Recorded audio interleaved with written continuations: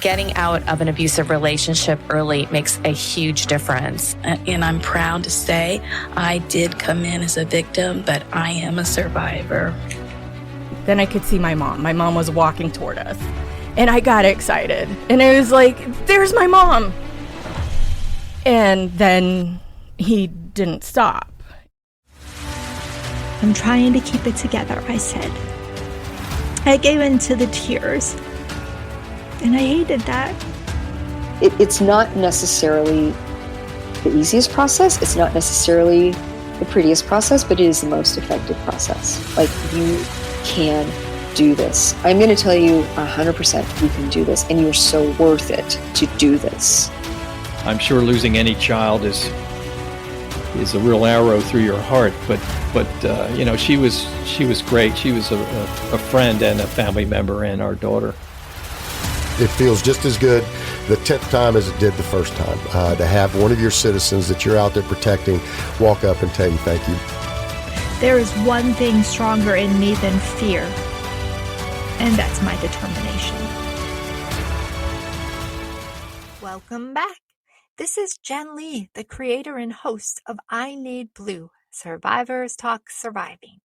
Visit www.ineedblue.net for additional stories. As you listen, if the message moves you, share it with friends and family. The more we share, the more we learn, the more we can help. Please note, I Need Blue does contain sensitive topics which could be triggering. Please seek help if needed.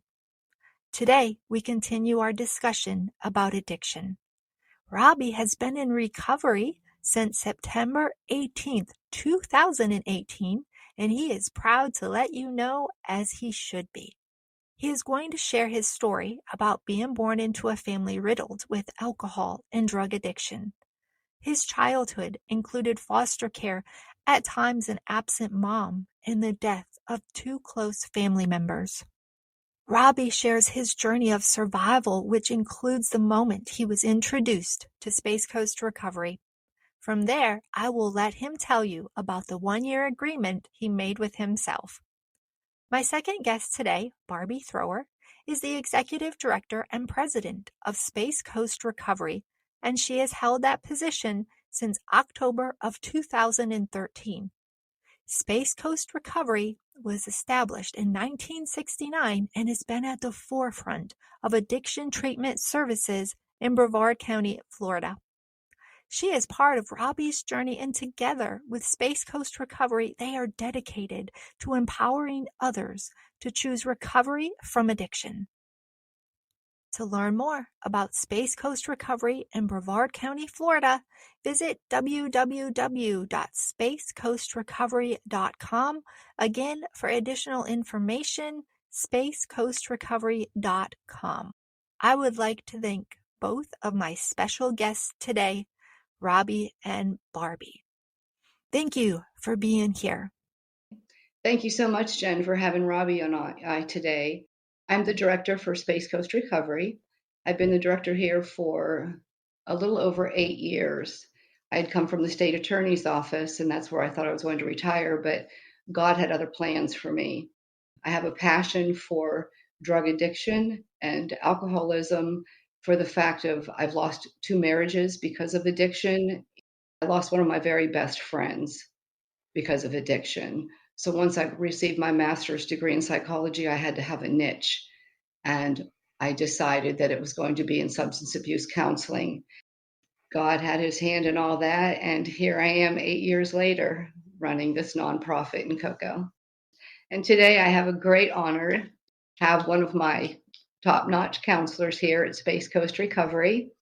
And he's going to tell us his story. My name's Robbie. I'm a recovering addict, and I've been clean since September 18th, 2018.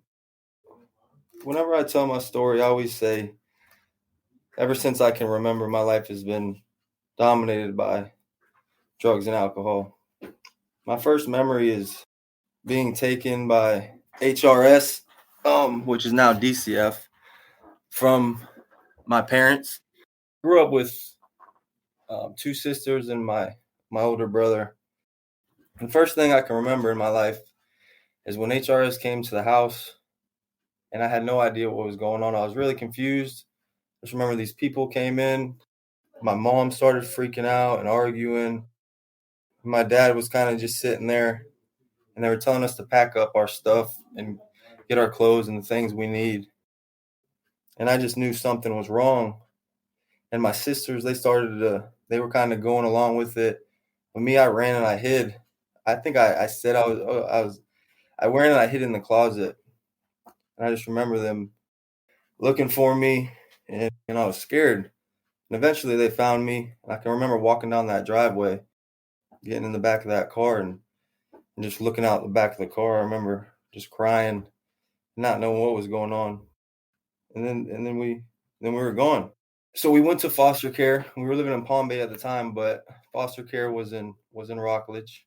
My sister has better memory than I do, but the foster parent of the time, she was pretty abusive. For myself, I remember being put in the corner for extended periods of time with my nose in the corner for my sister says 10 hours. I would like to think it wasn't 10 hours, but I remember being a long time. But one thing I do remember was one time she had bought light bulbs for the house, and I was 5. So I was 5. My older sister was 7. My younger sister was 2, and my brother was 9. But I was a 5-year-old kid, and I took the light bulb, and I think I put it up and said, made a little joke about having boobies or something. And this lady had me unzip my pants, stuff light bulbs in my pants near my private, and taped light bulbs to my chest, and had me walk around the neighborhood with light bulbs attached to my body to teach me a lesson. And my sister told me how she would give my little sister cold showers, and every time me and my brother would come in the house with dirty shoes on, she would make us strip down out back and hose us down with a hose. Those ones are a little more vague to me, but my sister told me about it. So after spending 2 years in there with visitation, seeing my parents back and forth, sometimes it was just my dad, sometimes it was just my mom, sometimes it was both of them. Eventually we moved back with my parents, and they got a house over in O'Galley in Melbourne, Florida, where I grew up. And a short time after we returned home to our parents, my mother was battling with addiction, crack addiction. And we weren't in the best of neighborhoods, but the okay side of the worst neighborhoods across US 1. But the other side of US 1 was very drugs everywhere. There was drug dealers and prostitution and guns. And my mom was, like I said, addicted to crack cocaine. And she was a great mom when she was home, right? She would be there. We had strict rules. We had to be down for dinner. We all sit at the dinner table, say grace. We had to be at home by a certain time every night, and we had chores. And so there was structure. There was on and off structure, because when my mom, she would relapse or go use again, and she would go right across the street to that bad neighborhood. My mom received many prostitution charges over the course of my life. So when we got out of foster care, I was about 7 or 8. My brother was around 12, and he was the only one old enough to really understand what was going on with my mom at the time. I don't know if he completely understood, but he knew something was wrong. And he would go and get on his bike and ride across the interstate, across US 1, and go try to find my mom. And so the solution of that was they decided to send my brother to live with my mother's mom, her grandmother, in Ocala. She was an alcoholic. And I've never heard any good stories about my grandma. Everything I've heard was just extremely bad, abusive. I heard she was into black magic and bikers, and the stories my mom would tell about her trauma, about her mom, it just never added up. And I never can really ask too many questions, but I would always think, like, if your mom was such a bad mother to you, why would sending your son, my brother, to her in a time of trouble, why would that be the solution? But that's just a stone that's never been unturned, and today I don't really dig into any of it. My grandmother was driving drunk with my brother in the vehicle, and they hit a tree, and they both died on impact when he was 12 years old. And I remember and I forget exactly when, but we would go visit, me and my sisters, and her husband was very abusive, and none of us really liked him. I don't have specific memories, but I just remember that guy, her husband, none of us liked him. We were all scared of him. There was anything good came around when he was around. But this guy shows up at our door in Melbourne one night. It was late night. I was young, so I don't know. And I just thought, what the heck is this guy doing here? And we had a babysitter at the time, which was actually another family was living in our spare bedroom, like a family of 4 living out of 1 bedroom in our house to help pay rent, I suppose. And this lady, our babysitter / roommate, started bawling, crying, and just looking over at us. And I knew something was wrong. Why is this guy at the house? And why is he telling her this? And what is going on? My dad comes home. He's in tears, and he ended up telling us that our brother had passed away. And I just remember after that, for weeks, me and my 2 sisters would all sleep in my dad's room. And they would play that Arms of an Angel song. I just always remember hearing it on TV. That's like a pet rescue commercial. They would play that in the arms of that song. I'm not a very good singer, but I would cry. I would like get teared up just if I heard that song in the background. Just it would like trigger I don't know. I would just watch them like them rescue dogs. But hearing that song would always make me tear up. So I stopped listening to it. I don't know what would happen if I listened to it today, but Today's episode is sponsored by Space Coast Recovery. Since 1969, Space Coast Recovery is dedicated to empowering their clients to choose recovery from addiction. So after that, my mom would be in and out of jail, in and out of the streets. She would always come back to the house periodically. And I used to fight for her to come back home. Like my dad would slam the door. They would argue. I'd be like, that's Mom. You got to let her in. You got to let her in. And I just remember it was like on and off, on and off. And so she'd be right across the street, within a mile radius, doing her addiction, and then come home all crazy out of her mind and make all these accusations, telling me that she has pictures of my sisters being raped and all this stuff, and just out of her mind. And just, it got to the point where I got fed up with it too. Me and my sisters, like I would be laying there watching TV on the couch right by the front door, by the windows, and I would hear a knock, and I'd peek up, and I would always have fear that it was my mom. And if it was my mom, I would roll off that couch and tuck myself right up under the crevice of the couch to where she couldn't see if she looked at the windows, because I just didn't want to even interact. Because every time she came around, it was always some crazy accusations. I remember one time she came in and was playing the video games on the computer, and she would just be out of her mind as splash water into the back of the computer, claiming that they're listening or whoever, or this or that, and the FBI and all that kind of stuff. And so that's kind of the story of it, of our family dynamic for me and my sisters growing up. My older sister took on the motherly role. She really raised her, and one of my buddies in the neighborhood, great friend, my best friend to this day, is a good guy. Without him and my older sister, they were my parents, really. I feel like without them, I don't know what would have happened to me. And that guy will be, forever a brother to me.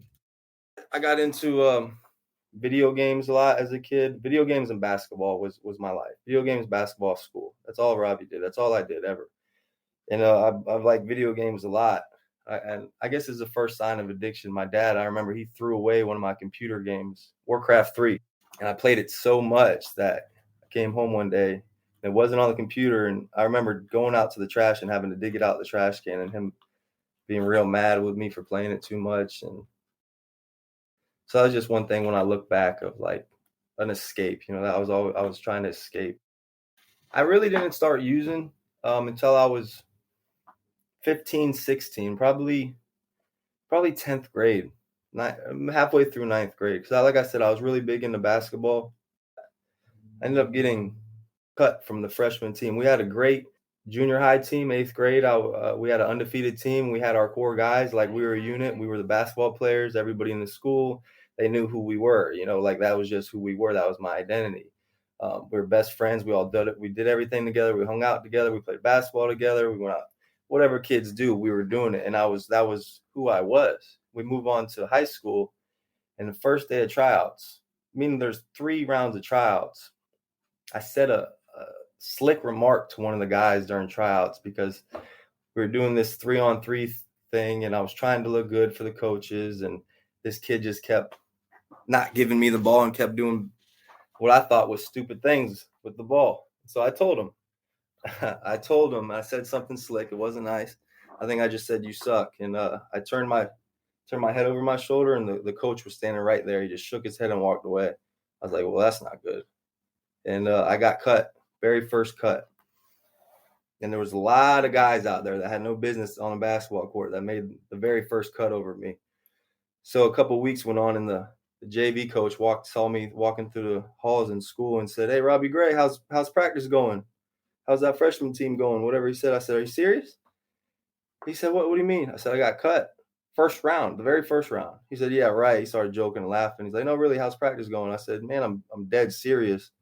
The JV coach was like, he just apologized. He was so sorry for me. He's like, I know how much it means to you. You're a great player. He's like, "I'm going to see about getting you on the JV team, and just don't give up and keep doing what you do." I sat all freshman year sitting, watching all my best friends, all my buddies go to practice and play basketball games, and I have to sit on the sideline and just watch from afar. And that's when I started to drink, smoke weed. That's when my addiction first started. I just started to dabble. That might be the worst. That was a tough year. That was like I said, basketball was my life, and I lost it for that year. And you were like 15, 16? Yeah, freshman year. Yeah, that's when I started to drink and hang out with a different group of kids. And by 10th grade year, I made the team, but I had resentments towards the whole organization of basketball. 10th grade year went well.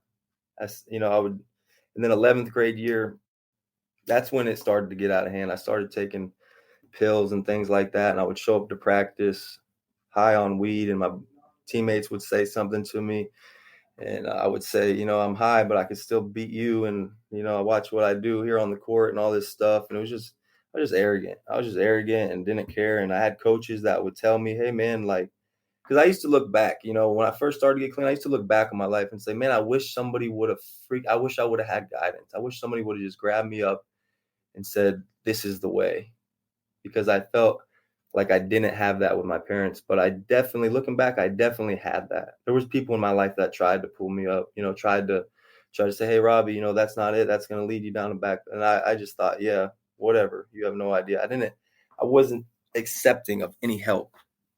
I wasn't able to accept any guidance. I had no respect for authority or any type of, or I didn't know how to accept, love. I didn't know how to accept any type of compassion or guidance or from anybody.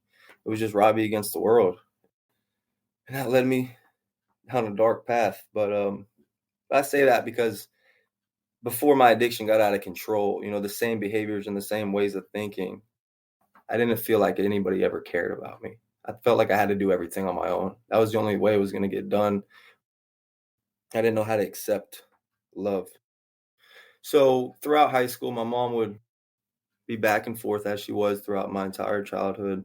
Her and my dad, I think, officially got a divorce back when I was 12. We used to always act, because their relationship was always the same dynamic. It was off on. His fault, her fault. They both hate each other. There's 2 different narratives. My mom says it was all him. My dad says it was all her. You never know what to believe. Senior year, I was captain of the basketball team. The other captain of the team, there's 2 of us, he got injured. I had to put a lot of pressure on myself to make the team successful or just make us good. And I would always get on the guys during practice and want to push us to be better. And I built up all this unneeded pressure. I was hard on the people around me. If people were slacking off of practice, I would get on them. I say that because it became unmanageable for me. It became something that was impossible to deal with. and you just isolate. I just isolated myself from life, really. You know, I was on a level of my own that was just complete delusion. My mom got out of prison.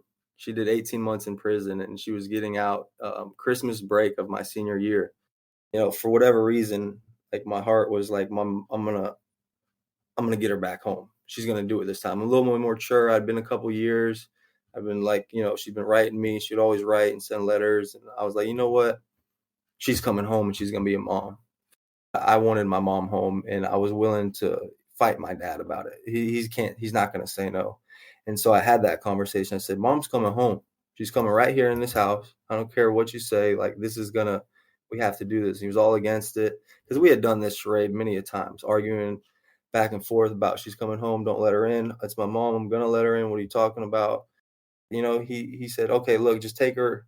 So we had a duplex. He kind of stayed on one side of the house, and all this kids stayed on the other, and we kind of just, throughout my entire childhood, we did whatever we want. My dad was rarely home, and when he was, he just stayed on that side. There was a wall in between it.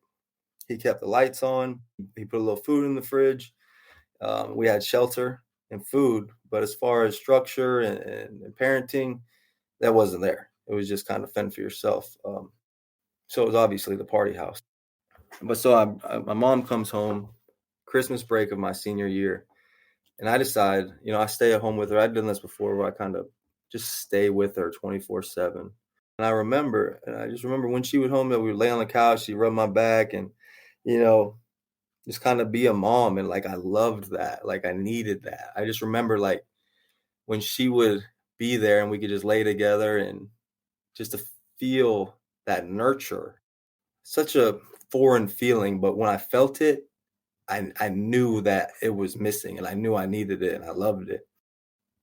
And that's my mom. So I dropped out of school halfway through my senior year, captain of the basketball team, and I just quit. I just never went back. And I think I told the narrative of like, oh, my mom's out of prison, I'm going to stay home with her. But like I said, that wasn't the whole truth. I was taking Xanax and partying, and I was done. And it was a good way out. It made it look like, okay, that's a good reason. I babysat my mom, if you will. And I remember one day, and this has happened many times, but you don't have to babysit. You don't have to, I'm going to go to the beach. I'm going to go to the beach today. I'm going to get some shells. And she had went to the beach. She always did that kind of stuff. Go collect a bunch of shells, bring them home, and do whatever she did with them. And I said, you sure? I said, I'll go with you. And she said, no, you don't need to go with me. I'll be all right. I promise. I love you. I'll be home. I said, okay. And she never came home, as she did it many times. If it was going to the store to get a gallon of milk or this or that, I'll be right back. We can go get some cigarettes. Gone for a month, gone for 2 weeks, pop back up out of her mind. And that was the story. On and off, on and off, on and off. Relapse, streets, home, crazy at home, drive us crazy, gone, jail, back. So after I dropped out, that's when things started to get real bad for me and my addiction. I started using heavier drugs. The first serious drug I did was cough medicine. And we would take that stuff all the time, just get out of our minds. I was always looking for an escape. Because I remember I went to the hospital and I had to go get my stomach pumped. That was like the first real episode of my physical problems with myself over substance abuse. It progressed into, you know, pain pills and cocaine. And you know, as I grew up, I would always promise myself I would never do that drug. That was my mom's drug. I definitely would never do that. I'll definitely never shoot up. I'll definitely never do meth.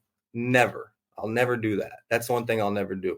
And every time I did that cough medicine that we would take all the time. One time I was on that, and my mom was staying at the house, literally right across the street from our house, like the neighbor. She was staying with this lady, and she was over there on a crack binge, and I knew what she was doing. And in my psychedelic state, came to a revelation of, I know how I can cure my mom of her crack addiction. I'll go over there, smoke it with her, and then tell her in her face, is this what you want for your kids? And that's exactly what I did. I went over there, played a little game, said, hey, what are you doing, this, that? I said, oh, here, let me try that. And the first time I ever did cocaine, I smoked crack with my mom at 16 years old. And I don't even like to say that because I know how much that hurts her to this day. And she's apologized so many times for that. You know, one time I was at the gas station up by the house and I ran into my mom and she told me, I don't want you to worry. Every time I don't know how to say this without sounding vulgar. Every time I perform oral sex for drugs, I slip a condom in my mouth, so I'm really not doing it. Look, and she popped a condom in her mouth and showed me how she would sneakily put a condom in her mouth so she never had to have skin-to-skin contact with her Johns. And I was like, what the Yeah. But bless her heart. You know, I hate to even tell this because, I mean, it is my story and it's the reality of my life. But my mom is also a recovering addict and she deserves, you know, opportunity and chance for recoveries too. So it's really tough for me to say this because I don't want to hurt her anymore because she's full of pain as all of us in recovery are. And she's had trauma and her mom put her through a lot. So I don't say this because I hold a resentment or blame my mom, but this is just the reality of my story. There's one more promise that I could keep to myself. When Robbie said I never will do this drug or that drug, I also told myself I would never be the parent to my child as my mom was to me. I can still do that. I can still do that because there's a cycle, and that's the one thing I did. I made that promise. I made that promise to myself before, and when my daughter was born, 2 months after she was born, I relapsed, got a DUI, and went to jail. And that's when I came to Space Coast Recovery. So I did 3 months in jail and then 6 months in recovery or in Space Coast Recovery, where I had some contact. And Barbie and Luann, bless their hearts, they would allow me to have my newborn daughter here and buy her a jumping little thing and a walker and stuff like that. And they promoted me being a father and they loved it when Nora came, and that meant the world to me. So that's what we do here at Space Coast Recovery, you know, things like that. When I took an honest look at myself, so Robbie, you're doing exactly what you promised yourself you want to do. You just spent 9 months out of the first year of your daughter's life not in the house with her. Sounds kind of familiar. Sounds just like when your mom was not there and gone and back and gone and back. Sounds like you're about to do the same exact thing. And I'm not willing to do that. I won't live with myself to do that. I can't. To skip all the overdoses and the Baker Acts and the ICUs that I've been through my addiction, through doing everything I could get my hands on to escape reality. I mean, we can sit here and talk about that kind of stuff all day. All the self-inflicted trauma from not being willing to work a program of recovery and just compounding my pain and trauma through lack of willingness to look at myself. The self-inflicted, trauma that you put on yourself is real, and it's hard for people who aren't in your shoes to understand that. Robbie is a survivor of addiction. There was a time when he didn't have hope. There was no one to listen, and he started to accept substance abuse, prison, and homelessness was his life, his only choice. Space Coast Recovery was established in 1969 and has been at the forefront of addiction treatment services in Brevard County, Florida. Robbie found love, compassion, his sponsor, and 12 steps. He found the hope he was searching for. He realized he had a choice when it came to his life, and Space Coast Recovery offered him hope and opportunity. If you or someone you love is struggling with addiction, reach out to Space Coast Recovery today.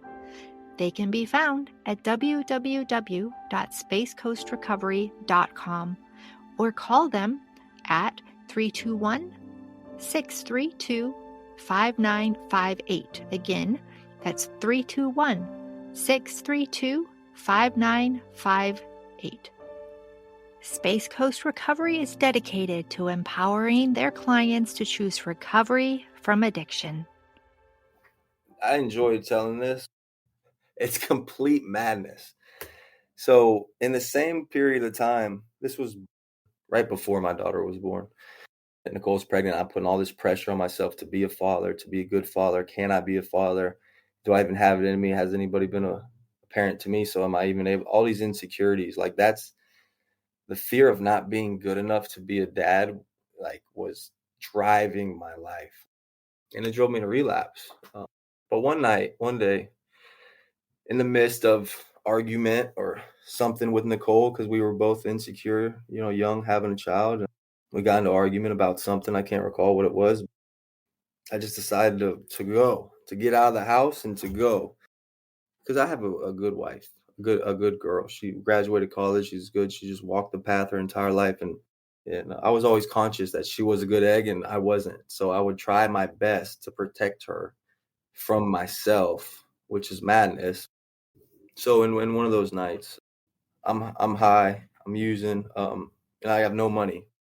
Started off in Melbourne, and I go to a 7-Eleven with a PlayStation 4, and I plug this thing into the outlet right in front of the front door, and with no TV or anything. It's a video game console, and you need a TV to prove that it works. But I'm out here trying to sell the PS4 to anybody who's willing to buy it. So that anybody walking, people are looking at me like I'm crazy. I'm like, look, it works. Hitting the on and off button, showing the disc tray works. Everybody's just looking at me like I'm a madman. Like, come on, I'm trying to, sell it for dirt cheap. My friend that I grew up with that I mentioned earlier, I called him and he came pick me up, and I said, you want to buy the PlayStation? He's like, what's wrong with you? He's like, here, I'll give you some money. Keep your PlayStation. I don't know what the hell you're doing, but what do you need? I said, I need a ride to Cape Canaveral, because that's where I've been living before, and I knew just how to get drugs there. So he took me to Cape. So I go to Cape. I go back to my old apartment complex that I just completely compromised and got kicked out of, partying with every person of every apartment. There was like 16 different little apartments there, and probably 10 of them were drug users, or alcoholics, and I was intermingling with all of them. And I started to use IV drugs, meth, what I thought was meth on the streets today. You don't know what it is. It could be bath salt. It could be some fabricated, who knows. And I'm doing that for hours in the laundry room, and I'm sweating bullets down there, trying to inject drugs into my meth into my leg. And my leg swells up like 3 times the size of what it should be. And I'm just sitting there sweating bullets, delusional, out of my mind, talking to people who aren't there. My old neighbor, they knew me, they knew Nicole, and they called Nicole, and they're like, you got to come get him. And me and Nicole had just argued, that day.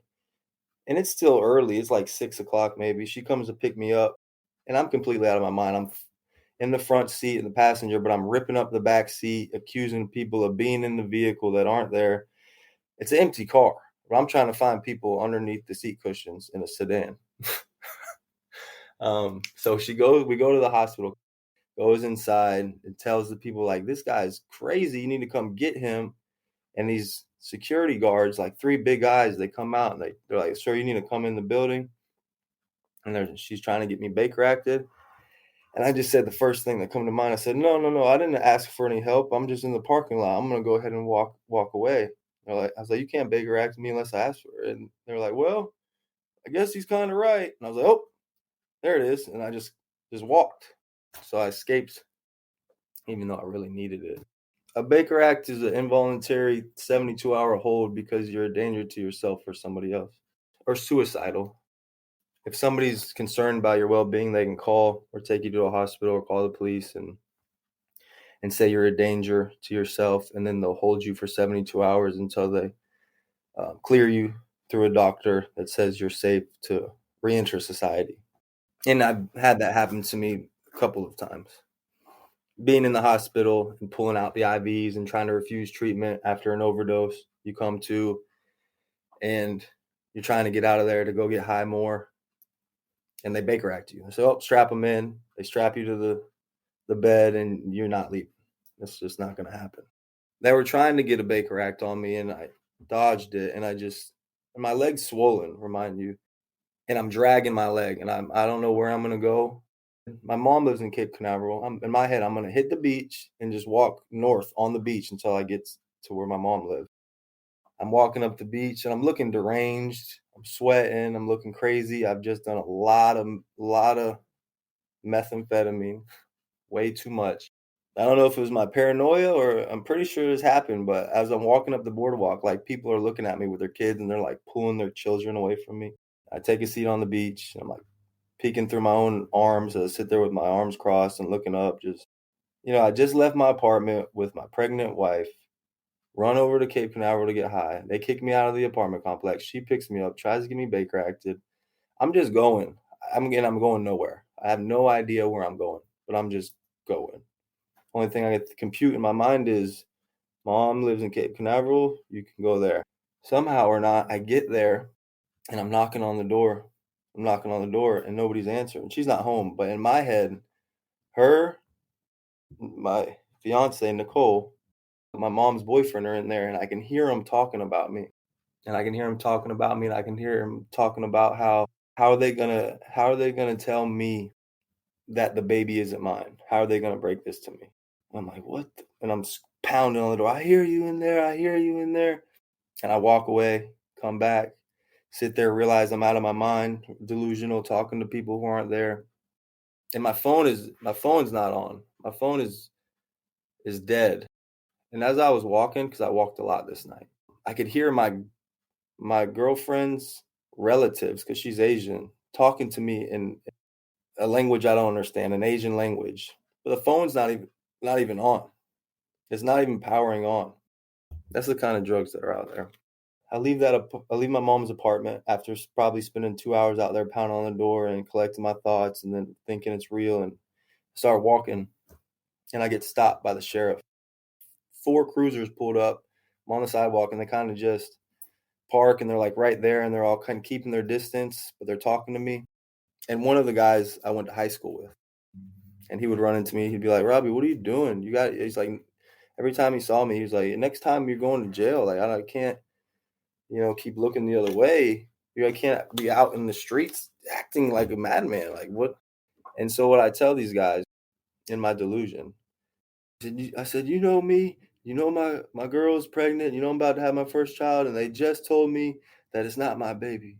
And I'm freaking out. I was like, that's why I'm like this. And I'm telling them and I'm selling. I think they might have, I don't know if they believe me or what, or I didn't have anything on me, so they couldn't really do anything. And after like going back and forth with them and telling them so elaborate, what I believe to be reality, they just ended up letting me go. They're like, look, go home, be safe. You can't be out here. I'm like, okay. And I thought I just walked into Circle K and asked to use the phone. And she said, Robbie, if you do not leave this store, I'm going to have to call the cops. I said, why are you being like this? What do you mean? She's like, you've been in the store for 2 hours, falling asleep, bumping into people, asking everybody for their phone and asking them for money. I said, what? Like my life flashed before my eyes. I was like, oh, crap. I had no idea. Like, oh, so she lets me use the phone. I called Nicole. I said, you have to come get me. I'm going to go to jail. She said, oh, my God, okay, I'll come. And I go behind the dumpster because I'm worried the cops. I'm just sitting there behind the dumpster for I don't know how long, waiting for Nicole to come. And however long later, and it is dark now, however long later, my mom pulls up with her boyfriend. Oh, God. So I get in with them. I'm like, take me home. They're not like, you're not going home. Your leg is going to, you have an infection in your leg. You need to go to the hospital, this and that. And they get my leg checked out. And I'm being super friendly with all the staff and everything, but I stink like really bad. They don't even want to touch me. I don't think they would touch me. They just looked at it from afar and held their nose and was like, here's the antibiotics.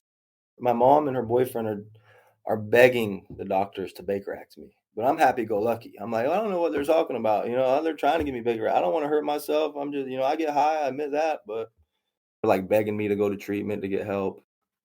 And I wasn't going for it. They allowed me to smoke a cigarette while they're still in there, pleading with the hospital to get me Baker acted. And there's one security guy out there with me, and he doesn't want nothing to do with the situation. Kind of watching, kind of not. I'm smoking the cigarette in the wheelchair, and I'm looking back, and I'm like, as soon as this guy turns his head one more time, I'm gone. So I did that. As soon as he would watch me, then he would like kind of mosey around in a little circle and get his eyes back on me. As soon as he did a turn, I hit the bushes.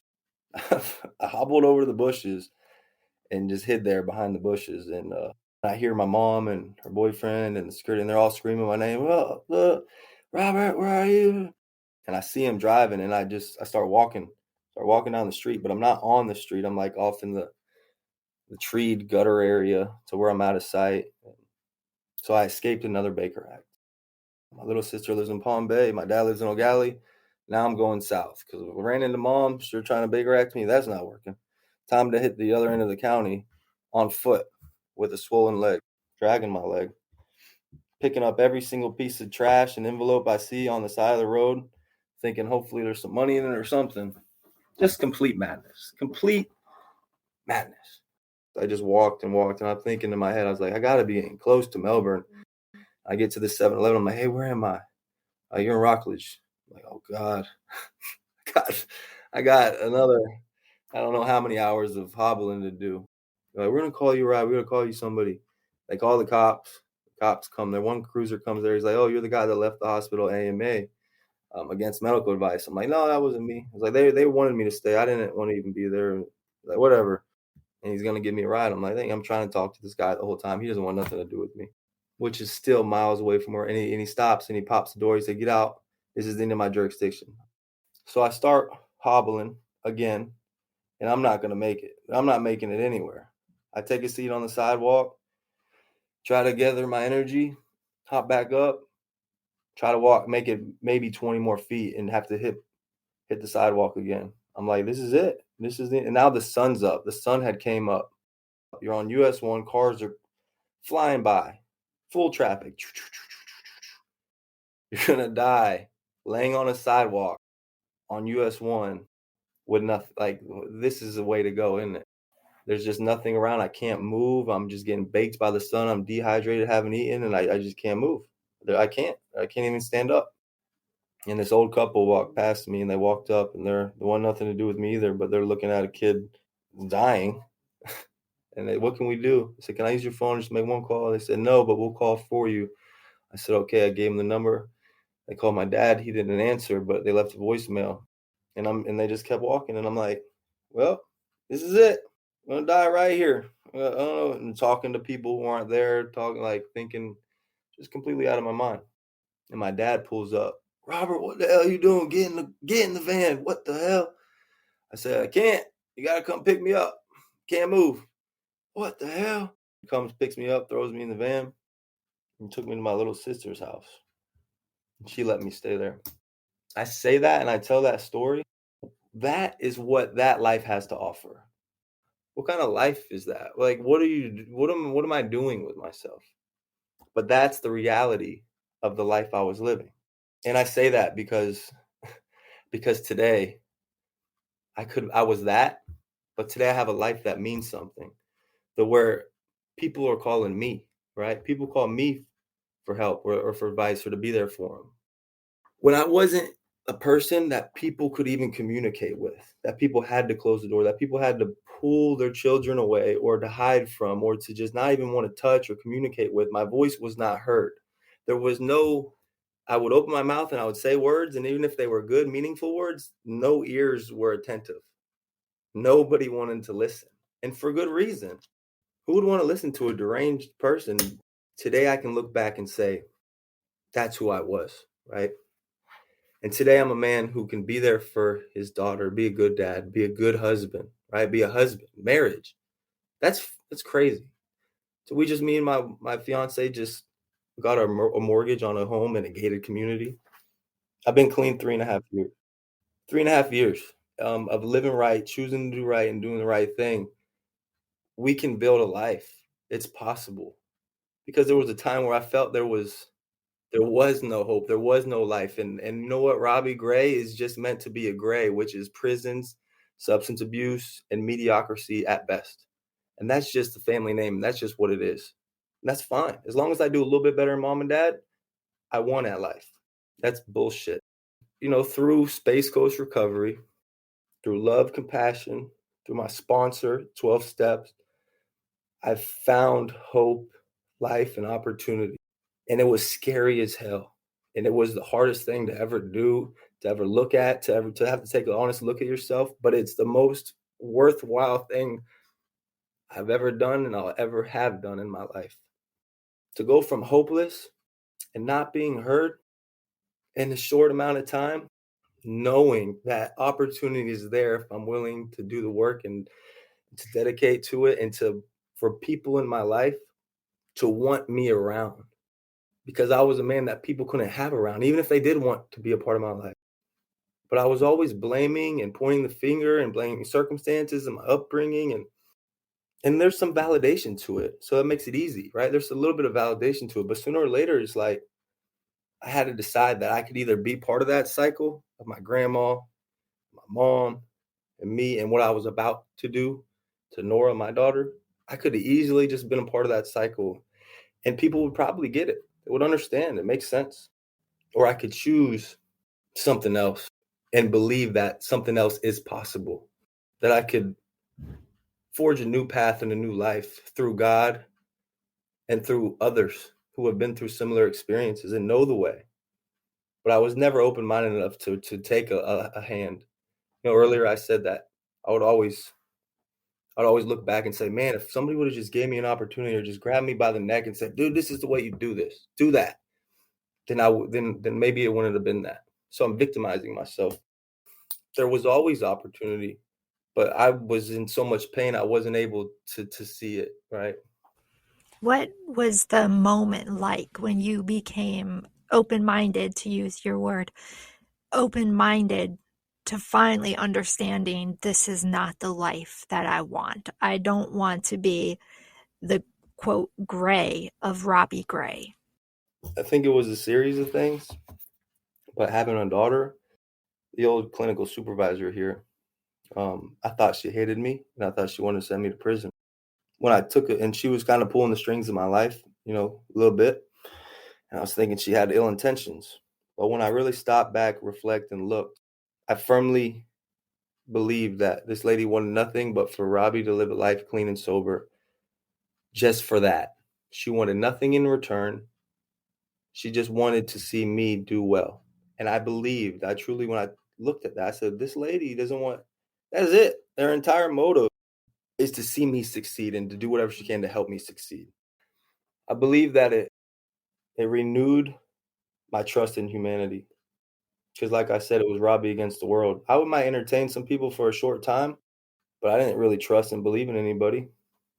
And through one person really believing in me and just wanting to help me for nothing in return, it kind of unlocked the rest of the world, that there might be something good left in this world. Because I wrote off the world for a long time, and I thought there was nothing good in it, and there was nothing good for me. And there were people, so they're trustworthy to an extent, but not all the way. And I wasn't about to test it to find out, because it hurts.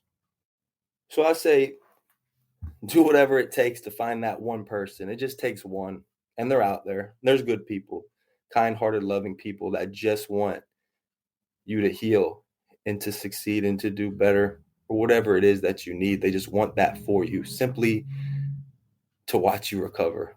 We'll never find it if we can't accept it. We have to be open and to look for it.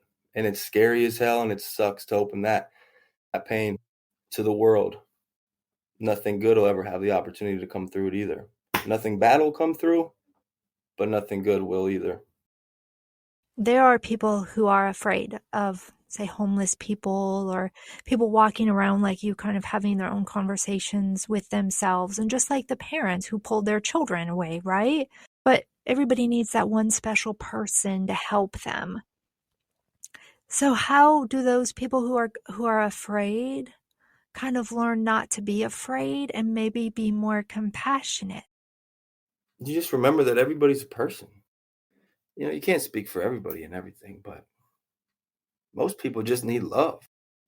And most people had a lot of lack of love. And people that are walking around like that, you never know what it is that they've gone through, to their life experience, that have made them and led them to where they're at that day. And we treat people accordingly to what we see. And sometimes we don't see someone at first glance that needs love, compassion, and empathy in the ear. And so we treat them for what we see, and we treat them maybe as crazy or we're scared of them, and we're doing nothing but providing more evidence to their beliefs against the world, right? You never know what someone's been through, and every person deserves an equal chance for love and unity and empathy and understanding. And you never know. There's never a magical thing to say or the right thing to say. It's not. You never know when the right timing of what you say or when you say it or how you or what your feelings are towards someone, and that door of love and compassion, when it's the right time, when somebody will hear it, is going to get exactly what they need. You're right. You know, Deborah, she'll be my story before yours, gives backpacks, you know, full of things that like a female needs. And then backpacks with things filled with what a man needs. And also with the card to Space Coast Recovery, because sometimes maybe they don't know where they can go and be welcome. But to at least have a card that maybe you'll put in your pocket, you know, and then the day will come where you pull it out and be like, Space Coast Recovery, this is where I need to go. But everyone has a story, like you just said. You know, I totally agree with you and what you're saying, and I've learned that. So my sisters and dealt with all the same things through my childhood as me, and she hasn't done. She's the youngest child, so she hasn't dealt with it the best, and she's still active in addiction, and she's out there in California. And I always try to force feed her recovery for the longest time. And, you know, I just learned along the way that never worked for me, but something I can do, and what I do with her and other people I meet in the world is just like, 'cause she would come and out to my house and I would open the door, and then she would like cause a big blow up and try to start an argument to make a reason to escape and leave. You know, I said, you know what, Becca, you can go. It's not going to be because of something that I said or you did, you know, that you're trying to turn this. I said, you could do all that, but I just want you to know when you're ready, this door and a bed, food, and all the resources I have in my life are available to you when you're ready.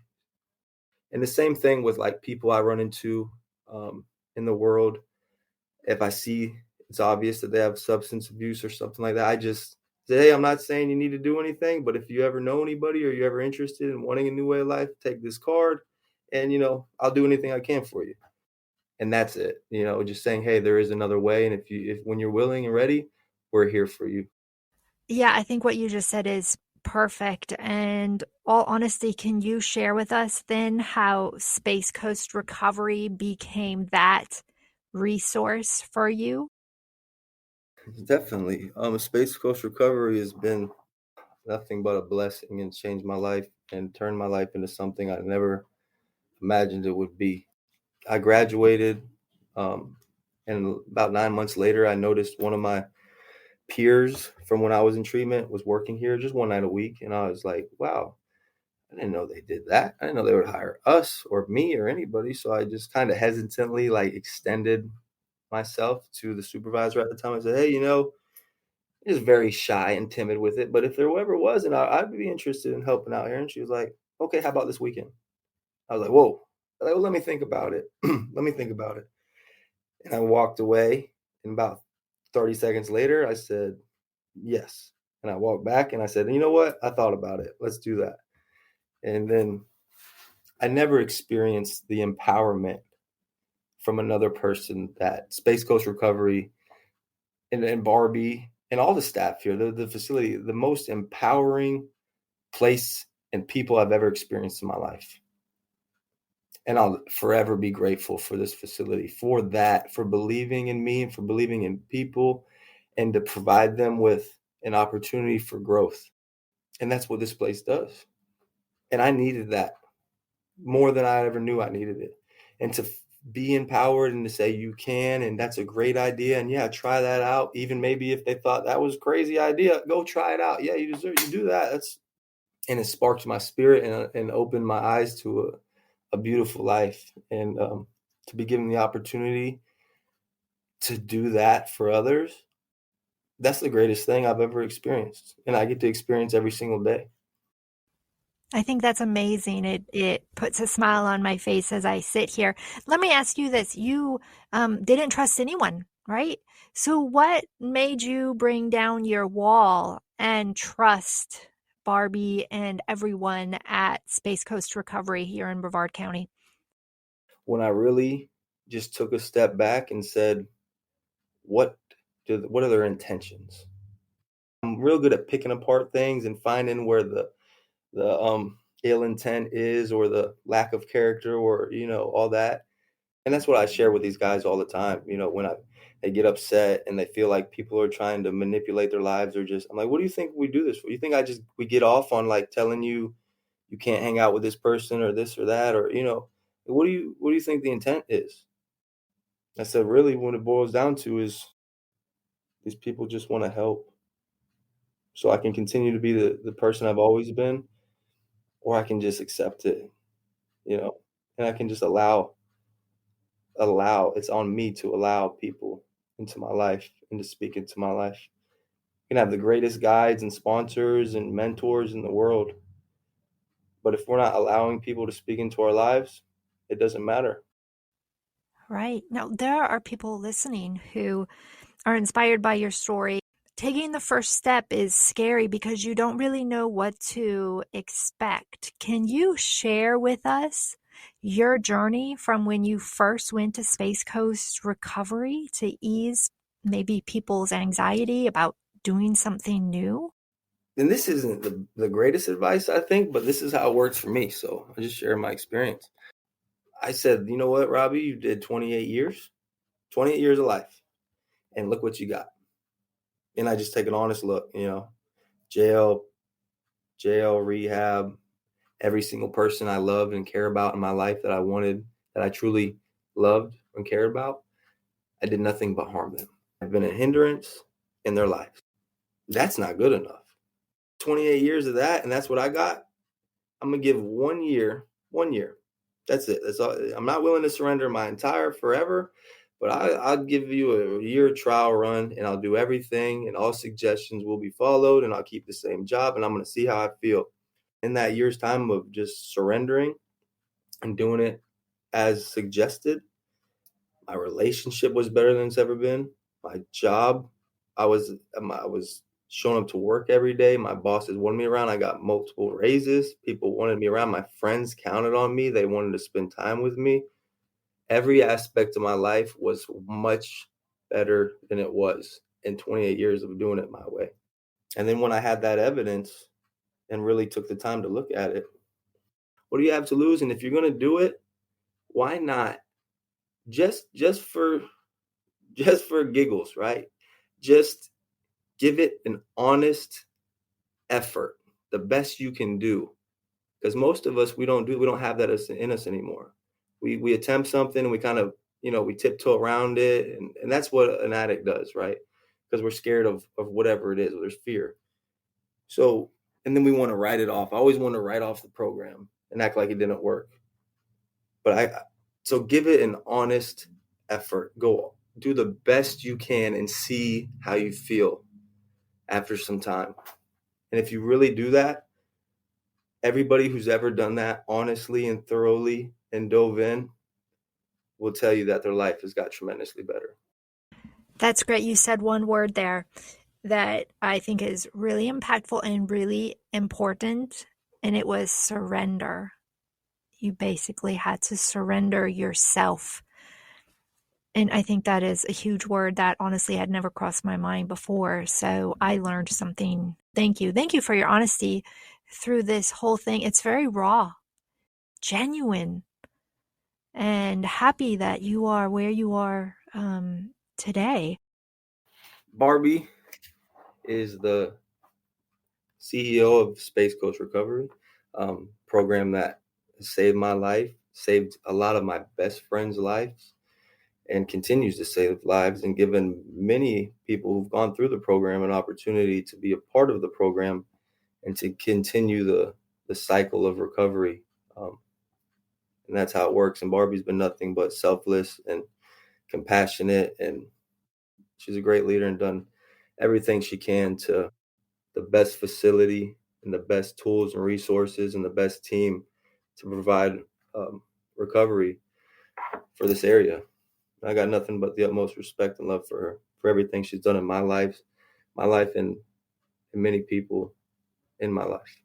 That's quite the introduction, Barbie, and I am honored Honored to have you as a guest as well. So please share with us your resources, Space Coast Recovery, anything else that you would like to share with us about you, because it sounds like you are one heck of an incredible lady. I love to hear that. Well, thank you. And Robbie, thank you so much. I'll tell you, it's stories like Robbie that keeps me motivated to stay here and do what I do. I mean, I've seen Robbie from the minute he walked in this door as a client to graduating from college, Nora being one of the best counselors here. I'm just really proud of him. And, there's a lot of stories like that around. We have really great programs here. We have our, licensed level 3 residential program. We're licensed by the state of Florida. We're accredited by CARF. We also have a level 1 outpatient treatment programs. We do that in Titusville and Cocoa and Melbourne. We do the DUI program, and we're also into an exciting new outpatient program as well, just to help as many people in the community here as possible. That's great. And so from your perspective, what is it like when someone comes to Space Coast Recovery? If they are, again, like I talked about with Robbie, having anxiety about taking that step, how do you reassure them through your resources that they've made the right decision and you're here to help? Everybody that walks through that door is broken. It breaks our hearts. So what we do is we just surround them with love. We let them know how important they are. We let them know that we care. Like Robbie said, we have a lot of rules in place, but those rules are there for a reason because it works. It just works. I'm blessed with such an amazing staff here at Space Coast Recovery. We have one of the best teams. We all have one mission, and that's just to help these people out there that are suffering. It's scary out there now. The drugs out there are scary. It's not about getting high or going to jail. It's about staying alive. We just work really hard at just making them, we tell them we love them until they can love themselves. Now, why would somebody choose Space Coast Recovery versus maybe a different recovery center? What makes you distinct? One, we're the best at what we do. One of the requirements is they all have to get jobs. So we're not a lockdown facility. All of our treatment's done in the evenings. Everybody, it's a very structured routine. Everybody's up out of their bed with their beds made by 8 a.m. They go to work. They come home. Dinner's at 5 every night. We do all of our groups in the evening, 6 to 7:30. They're required to do 4 AA or NA meetings a week. And then we have lights out. We have curfew and then lights out, and then the day starts again. And the guys, we teach them life skills. They all have chores they have to do. People come in here not knowing how to cook. I've actually learned how to cook here because the guys have to learn how to cook. And you have to cook for 25 people. So everybody gets an opportunity to just, the life skills. Some of them, have never been taught before. We had one client that he wasn't doing his chore, and I asked him why, and he never saw anybody use a broom. He didn't even know how to sweep a floor. So, you have to meet them where they're at when they come in and just help them grow and learn. How do you provide information to the community? Education. I think that's really the word I'm looking for. Education to the community, whether it be, say, our law enforcement on better ways to handle when they see somebody like Robbie on the side of the road, how to better help them, or even the general public. What type of information, education, classes do you provide? Well, we have our website is spacecoastrecovery.com. We have open interviews every Tuesday between 2 and 4 where people can walk in off the streets. We don't accept insurance here. We take the homeless, the uninsured, the unemployed, and the indigent. We're partially funded by the Department of Children and Families. So they just pay $150 a week for their treatment here. That includes the room, their board, all their meals. We have liaisons in the jail. If anybody's incarcerated, they set up phone interviews with the clinical team to come in for treatment. And you are a nonprofit as well? We are a nonprofit, yes. how do you get your funding? Like, let's say somebody listening is like, wow, I want to help them so they can help others. How do they go about that? They can go on our website or our Facebook page at Space Coast Recovery and hit the big red donate button. You can't miss it, right? You can't miss it. And we purchased 2 years ago, we purchased a transitional house, and that's pretty exciting for us too. It's got catty corner from Space Coast Recovery. It's 1138 Peachtree, and we applied for a grant with Community Housing Initiative, and the city of Cocoa is working with us, and we're going to begin renovations for that. And that's going to house 5 gentlemen that have satisfactorily graduated from our program. It's a 5-bedroom, 3-bath house, and we're excited about that. It'll be FAR certified. And, because some of these guys, they, don't have a place to go once they graduate from our program successfully. They don't really, it's hard. There's a lot of different challenges out there to find housing. So this transitional house is going to help them when they continue their journey in recovery. Great. And are your clients men then? Just men? Yes. Our residential program is just all males. Our outpatients are co-ed though. So what's the difference then? Like, how outpatient, how does that work? Outpatient, well, we have through licensing, outpatient is required an hour and a half of substance abuse treatment a week. We do that through the Florida Safety Council. Anybody that gets a DUI in the state of Florida that has to seek treatment, they choose us as their provider in groups in Titusville and Cocoa and Melbourne. And then we're beginning our level 1 outpatient treatment. We're probably going to start them at 2 groups a week. This would be clients that really don't need a residential treatment facility, but whether or not, like, their employer is saying, you have to complete some kind of an outpatient treatment before you can come back to work. Everybody knows somebody.